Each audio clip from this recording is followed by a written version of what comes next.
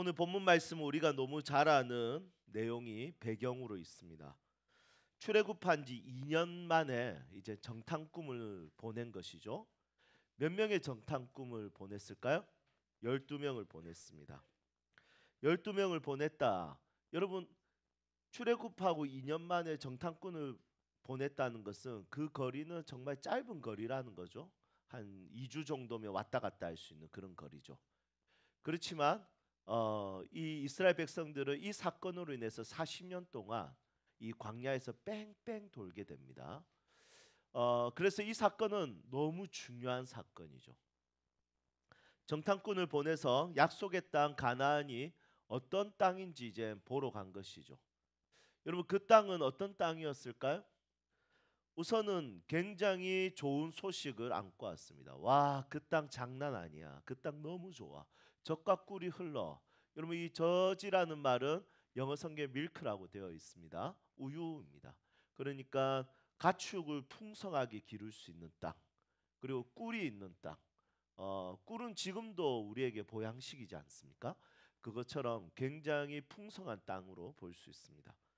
그것뿐만이 아니라 이 정탐꾼들이 열매를 들고 오는데 포도와 석류와 그리고 무화과를 가지고 옵니다. 그 중에 포도는 너무나도 크니까 어떻게 들고 오냐면 짝대기에 꽂아 가지고 두 사람이 들고 오는 거예요. 여러분, 우리가 샤인머스켓 한 이 정도만 돼도 우와 진짜 크네 이렇게 하는데 짝대기에 꽂아서 들고 올 정도면 야 이거 장난 아닌 거 맞죠? 혹시 그만한 거 보신 적 있습니까? 예, 그런 포도들이 이렇게 이 가나안 땅에는 있었다는 것이죠. 이렇게 풍요로운 땅이라는 것을 12명이 똑같이 보고합니다. 너무 좋다, 너무 멋지다. 그 땅은 너무 아름답다. 이렇게 똑같이 보고하는데 그 보고에 대해서 해석은 또 다릅니다. 여러분, 인생이라는 것은 팩트보다 해석이 진짜 중요하다는 것을 알게 되는 거죠. 여러분, 똑같이 좋은 땅이라는 것도 봤어요. 똑같이 그 땅에 있는 사람들이 얼마나 강한지도 봤습니다. 그렇지만 해석은 달랐습니다. 한쪽은 부정적인 해석을 했고 한쪽은 긍정적인 해석을 했습니다. 그 땅 너무 좋아도 우리가 할 수 있는 건 없어. 그 땅이 아무리 좋다 하더라도 그 땅은 너무나도 덩치 큰 사람들이 살고 있어. 이런 뜻이에요. 그것을 10명의 정탐꾼이 이야기한 거예요. 그러니까 그 땅의 백성들 전부 다 키가 크고 덩치가 큰 거예요. 그 중간중간에는 안악 자손들이 있고 그리고 그 땅에는 성이 굉장히 튼튼하고 높고 강하다는 거예요. 그러니까 공격력과 수비력을 동시에 가지고 있는 땅이라는 거예요. 여러분, 이 두 가지를 동시에 가지고 있다는 것은 진짜 중요하겠죠? 저도 김주태 집사님이 관장으로 계시는 그 팀 JT에서 제가 복싱을 조금 했지 않습니까? 거기서 복싱할 때도 항상 관장님이 저한테 이렇게 자세를 취하면 딱 뻗잖아요. 그러면 처음에는 어떻게 돼요? 뻗는 순간 이게 오른쪽이 내려가요, 가드가. 그래서 관장님이 항상 미트 가지고 머리를 때리세요, 이렇게. 그래도 내가 목사하고 자기는 집사인데 그 때리면서 목사님 가드 올리세요. 가드 올리세요.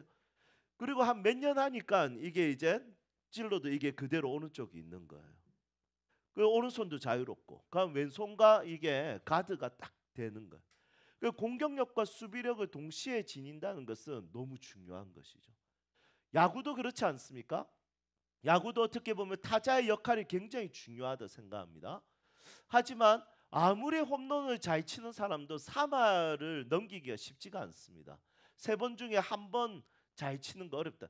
여러분, 목사에게 설교를 매주 잘하기를 기대하지 마십시오.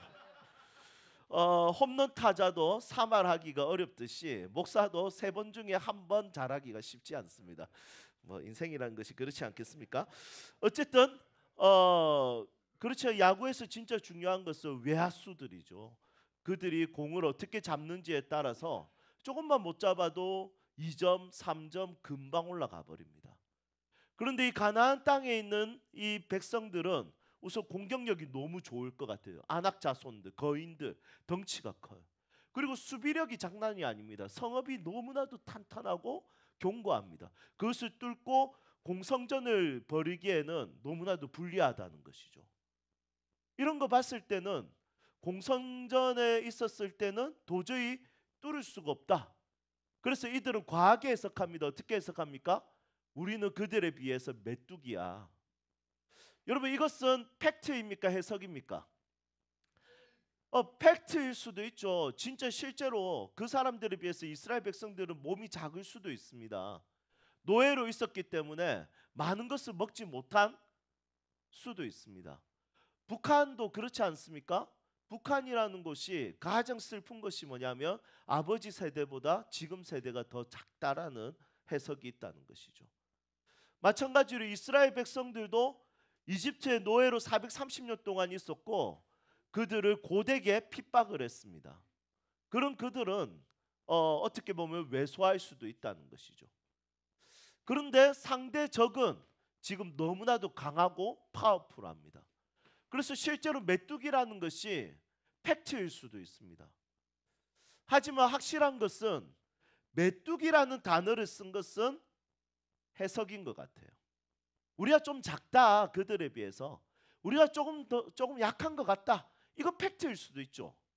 그렇죠. 메뚜기라는 것은 진짜 과하게 해석한 거지 않겠습니까? 동의하세요? 네. 그래서 이 해석에 있어서 이들은 우리는 질 수밖에 없다, 이렇게 되는 거예요. 그런데 반대로 두 사람 누굽니까? 이름은 갈렙과 여호수아죠. 이 갈렙과 여호수아는 다른 의견을 냅니다. 야, 저 땅 너무 좋다, 너무 아름답다. 그러니까 우리가 취하자. 하나님이 함께 하시면 저들은 우리의 밥이다. 여러분, 실제로 이렇게 민수기에서 이야기하고 있습니다. 밥이라고. 여러분, 밥이라는 것은 팩트입니까? 해석입니까? 해석이죠. 사실은 저거들이 밥 될 것 같은데 얼토당토 안 되는 말을 합니다. 그것은 근거가 뭐냐면 하나님이 함께 하시기 때문에 우리의 밥이라는 거예요. 여러분, 팩트는 똑같은 걸 봤는데도 해석은 다른 결과를 냅니다. 여러분, 믿음은 뭐냐면 해석입니다. 이 해석이 너무나도 중요합니다. 똑같은 것을 봐도 누군가는 긍정적으로 해석하고 누군가는 부정적으로 해석합니다. 이게 바로 믿음의 차이라는 것이죠. 나는 질 거야 라고 믿으면 부정적으로 해석하겠죠. 나는 이길 거야 라고 해석하면 그들은 우리의 밥이라고 해석합니다. 그런데 문제는 뭐냐면 이스라엘 백성들은 이 두 이야기를 듣자마자 어떤 것을 선택합니까? 10명의 정탐꾼의 이야기를 선택하고 갈렙과 여호수아를 돌로 쳐서 죽이려고 합니다.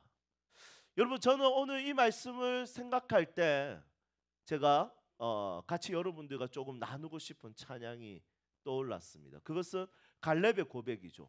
갈렙이 80세 때 고백했던 내용이었는데 헤브론 산지에 대해서 정말 크고 높고 아낙 자손이 사는 그 땅을 향해서 이 갈렙은 80세의 나이에 이 산지를 나에게 주소서라고 외치며 고함을 질렀던, 고백을 했던 그 가사를, 이 말씀을 가사로 담은 찬양입니다.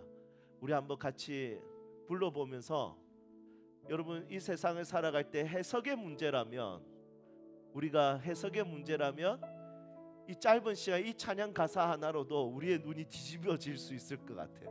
우리의 생각이 바뀔 수 있을 것 같아요. 우리의 마음이 바뀔 수 있을 것 같아요. 이거 바뀌면 달라져요. 근데 이거 안 바뀌면 그냥 그렇게 사는 거예요. 해석은 바뀔 수 있어요. 한 문장이 나에게 믿음을 부릴 듯 일어나게 만들거든요. 해석을 뒤집을 수 있어요. 같이 한번 이 찬양으로 나가 볼까요?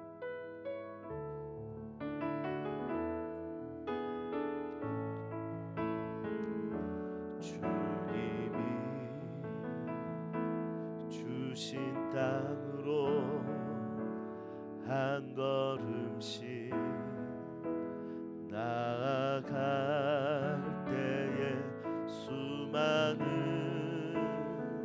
적들과 견고한 성이 나를 두렵게 하지만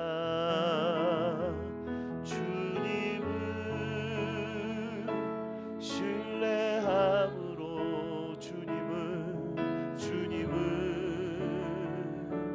의지하며 담대함으로 주님이 주시는 담대함으로 큰 소리 외치며 나아가네. 이 산지를 내게 주소서. 그날에 주께서 아멘. 주님의 이름으로 그 땅을 취하리니. 이 산지를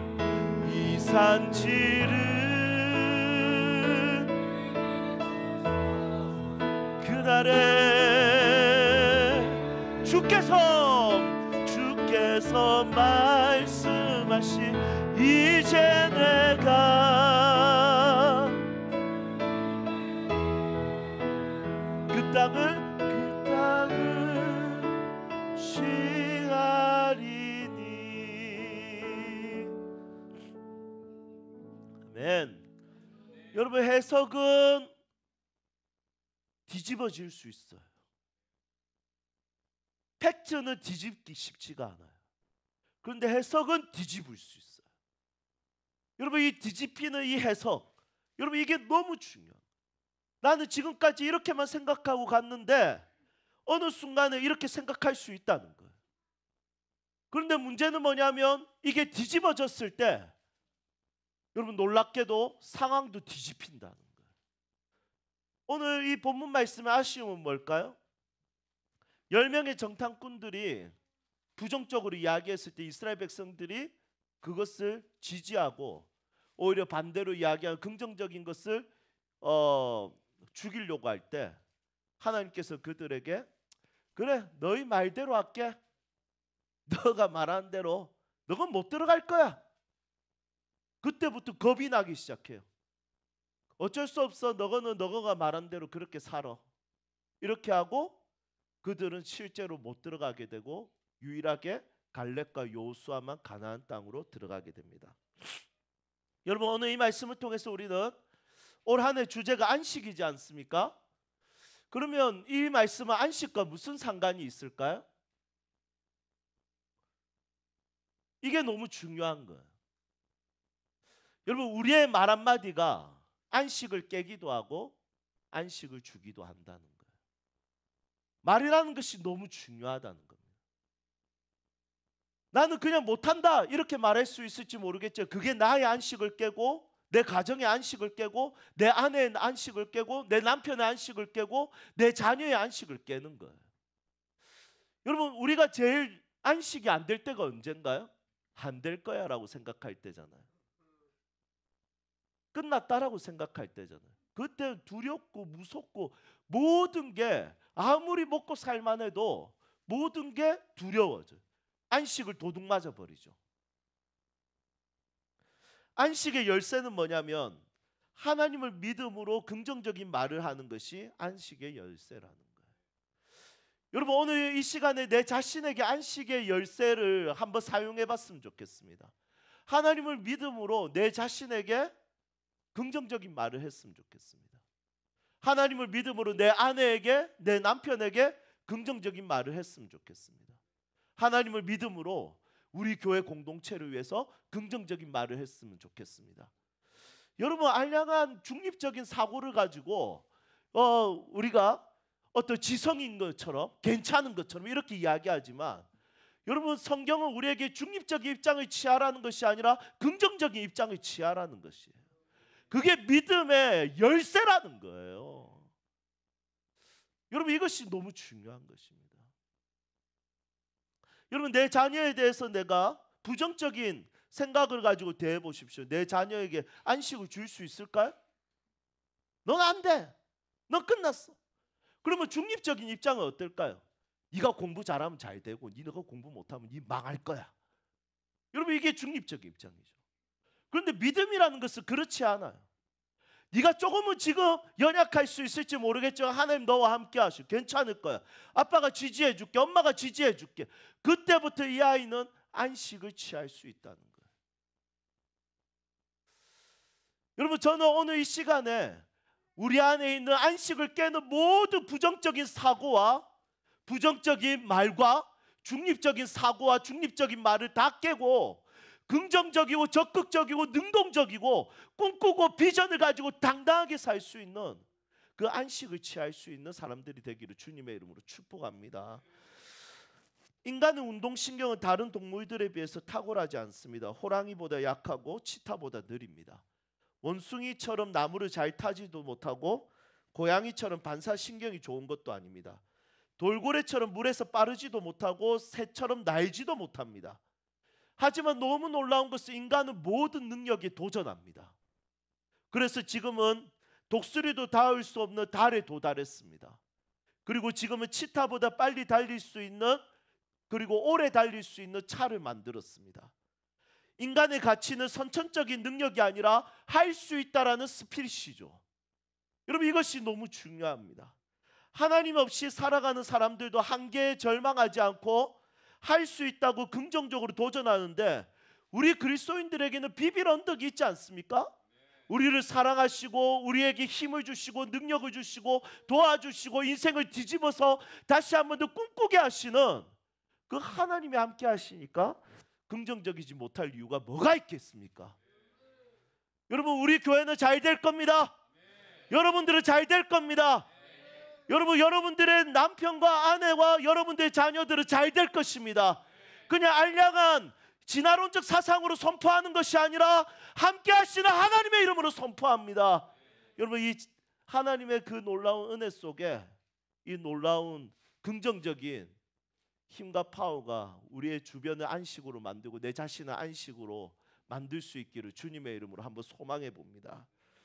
저는 우리 세움 식구들이 모두가 매일 희망을 노래하기를 기대합니다. 그것이 당신 스스로가 안식할 수 있는 방법입니다. 그것이 여러분들의 가족이 안식할 수 있는 방법입니다. 그것이 여러분들의 공동체가 안정감을 느끼도록 할 수 있는 하나님의 방식입니다. 여러분, 하나님의 방식에 순종하십시오. 하나님의 방식이 부정적인 것을 말하려면 순종하기가 좀 애매합니다. 그렇지만 하나님의 방식은 너무나도 희망적이고 소망스럽지 않습니까? 긍정적인 말을 하는 것입니다. 신명기는 중요한 이야기를 거듭해서 다시 명령하는 것입니다. 그들에게 안식을 깨뜨리는 그 이야기를 지금 명령하고 있습니다. 너희들 말을 조심해. 너희들의 말에 어떤 말이 나오는지 생각해봐. 여러분, 이것이 너무 중요합니다. 저는 몇 년 전에 서울에 계속 올라가니까 사람들이 설교할 때마다 너무 웃어서 제가 서울말을 연습하기 위해서 도깨비 드라마를 매일 시청하면서 공유 형제님을 따라했다는 이야기를 모두가 아실 겁니다. 정말 엄청나게 봤죠. 지금도 따라하고 있습니다. 여러분, 효과가 있었을까요? 저희 아내도 많이 비웃었습니다. 그런데 나중에 제가 너무 진지하니까 아내가 오빠 진짜 대단하다 이렇게 할 정도로 최선을 다해서 연습했습니다. 그런데 항상 서울 올라갈 때마다 많이 절망했죠. 그런데 이번 겨울에 여러분, 놀라운 일이 있습니다. 기대하십시오. 윗지방에 집회를 하러 가면 꼭 커피를 마실 곳을 찾는데 필터 커피를 하는 곳을 이제 찾게 됩니다. 내가 내리는 것과 비교해보고 싶어서 부산이 최고다, 비커그가 최고다, 이것을 가지고 이제 갑니다. 바에 앉아서 이제 필터 커피 내리는 퍼포먼스를 구경하죠. 물을 얼마큼 하는지, 몇 도로 내리는지, 그리고 내리는 물줄기는 어떻는지. 그럼 딱 보는 순간 맛없겠다, 맛있겠다 딱 느껴지거든요. 그런데 제가 잘 설명합니다. 뭐 커피는 취향이니까 그렇게 하시나 봐요. 이렇게 이야기를 합니다. 그러면서 대화를 하다 보면 나중에 어쩌다 보면 제가 부산에서 왔다고 이제 이야기를 하게 됩니다.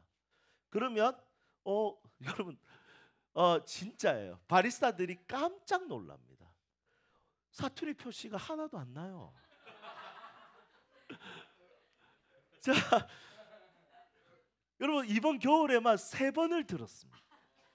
놀랍지 않습니까? 여러분 모두가 비웃을 때 저는 끝까지 했습니다. 하면 된다라는 인식이 있었습니다. 나 반드시 해낼 거라는 마음. 여러분 물론 중간중간 설교하다 보면 뭐 사투리가 계속 나오긴 하죠. 뭐 그 사람들이 어떤 생각으로 이야기했는지 모르겠지만 어쨌든 그것은 저에게 진짜 작은 손바닥만한 구름처럼 은혜의 구름처럼 느껴졌어요.